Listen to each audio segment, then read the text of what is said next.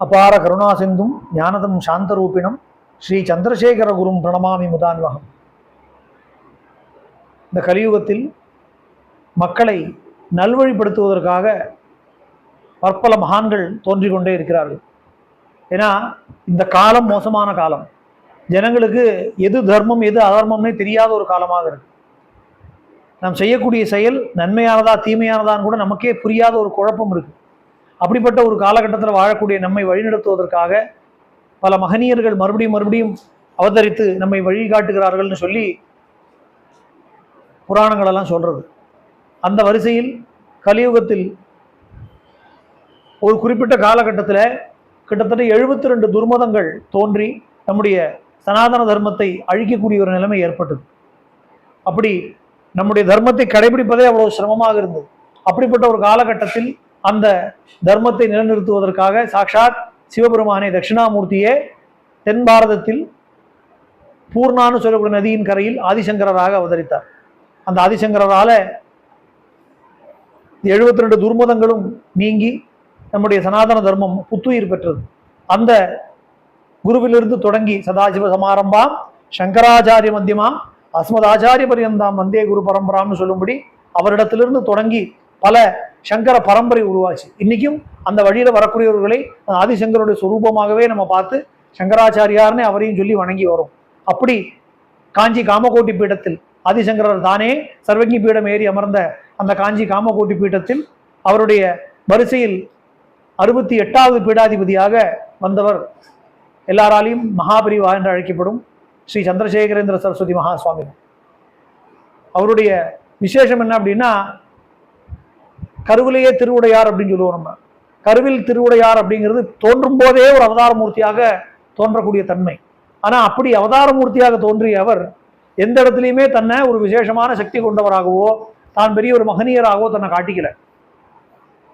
தான் எடுத்துக்கொண்ட சன்னியாச தர்மத்துக்கு எள்ளளவும் பங்கம் வராமல் அது எவ்வளவு சித்தையோடையும் எவ்வளவு நியமத்தோடையும் கடைபிடிக்கணும் அப்படிங்கிறத முழுமையாக கடைபிடித்து காண்பித்தது மட்டும் இல்லாமல் இந்த மனித குலம் அத்தனை பேரும் நல்கதி அடையணும், அவர்கள் அத்தனை பேரும் நல்ல வழிக்கு திரும்பி வரணும் எப்படின்னு ஆதிசங்கரர் எப்படி அன்றைய காலகட்டத்தில் துர்மதங்களை ஒழித்து மக்களை சன்மார்க்கத்துக்கு திருப்பினாரோ அதே போல மகாபெரிவர் அவதாரம் பண்ணின அந்த காலத்துல ஆழ்வார்களும் நாயன்மார்களும் பற்பல மகனியர்களும் தோன்றிய நம்முடைய தமிழ்நாடு பல தர்ம விரோதமான கருத்துக்களுக்கு ஆட்பட்டு சனாதன தர்மத்துக்கு விரோதமான எண்ணங்கள் தலைப்பட்டு கடவுளே இல்லைன்னு சொல்லக்கூடிய ஒரு நிலை ஏற்படக்கூடிய ஒரு நிலை உண்டாச்சு.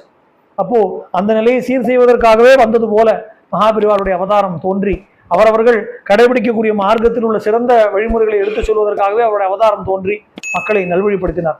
வைதிக தர்மத்தை மறுபடியும் புனருத்தாரணம் பண்ணணும்னு சொல்லி பல பாடசாலைகளை உருவாக்கினார்.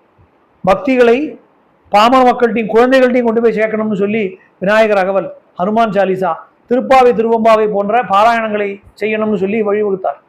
அவருடைய அற்புத சரித்திரங்கள் பல இருக்கு. அதை பத்தி நம்ம அதிகம் பேச போறதில்லை. ஏன்னா அதை பல பேரும் பல சந்தர்ப்பங்களை நானே சொல்லியிருக்கேன், பல பேரும் சொல்லியிருக்கான். அது இப்போ விஷயம் இல்லை. அவர் நமக்கு கொடுத்த செய்தி என்ன அப்படிங்கிறதா நம்ம பார்க்கணும். ஒரு சனாதன தர்மத்தை கடைபிடிக்கக்கூடிய ஒரு இந்துவாக பிறந்த ஒருத்தன் அவன் அறிந்து கொள்ள வேண்டியது என்ன, அவன் செய்ய வேண்டிய செயல் என்ன அப்படிங்கிறத ரொம்ப எளிமையான முறையில எல்லோரும் புரிந்து கொள்ளத்தக்க வகையில அவர் பல வழிமுறைகளை காட்டியிருக்கார். தெய்வத்தின் குரல் அப்படின்னு சொல்லி ஸ்ரீ ராகநமதி அண்ணாவால மகாபெரிவருடைய உபதேச மொழிகள் தொகுக்கப்பட்டிருக்கு. அந்த 7 தொகுதிகள் கொண்ட அந்த நூலை படிச்சுட்டோம்னாலே நமக்கு நம்முடைய தர்மம் என்ன அப்படிங்கிறது பற்றிய ஒரு முழுமையான புரிதல் ஏற்படும். அப்படிப்பட்ட ஒரு மகத்தான ஒரு சன்னியாச பரம்பரையில வந்து தான் எப்படி வாழணும் அப்படிங்கிறத ஒரு உதாரண புருஷராக வாழ்ந்து காட்டியவர். ஆனா அவர் நம்மகிட்ட என்ன கேட்கிறார் அப்படின்னா, நான் ஒரு சன்னியாசி, நான் பிக்ஷையை கேட்கிறேன் உங்கள்கிட்ட, எனக்கு டெய்லி 2 நிமிஷம் கொடுங்கன்னு கேட்கிறேன். 2 நிமிஷம் எனக்கு பிக்ஷை கொடுங்க. என்ன கேட்கிறார் பிக்ஷை அப்படின்னா, கார்த்தால எழுந்திருந்த உடனே ஒரு நிமிடம் படுக்கையிலிருந்து எழுந்த உடனேயே இறைவனை நினைத்து அன்றைய தினம் துவங்குவதற்கு முன்னாடி ராம ராம ராமான்னு 1 நிமிடம் ராமநாமத்தை ஜெபம் பண்ணுங்க. அன்றைய தினம் சுதினமாக அமைந்து செய்யக்கூடிய செயல்கள் எல்லாம் தர்ம செயல்களாக இருந்து நன்மையாக அமைந்து நமக்கு அதர்மமான வழியில் புத்தி போகாமல் நல்ல விதத்தில் புத்தி பிரவேசித்து நல்ல செயல்களை செய்யணுங்கிறதுக்காக கார்த்தால எழுந்திருந்த உடனே 1 நிமிடம் ராம ராம ராமான்னு ஜெபம் பண்ணுங்க அப்படிங்கிற. அதே போல இரவு தூங்க போறதுக்கு முன்னாடி 1 நிமிடம் சிவ சிவ சிவான்னு ஜெபம் பண்ணுங்க.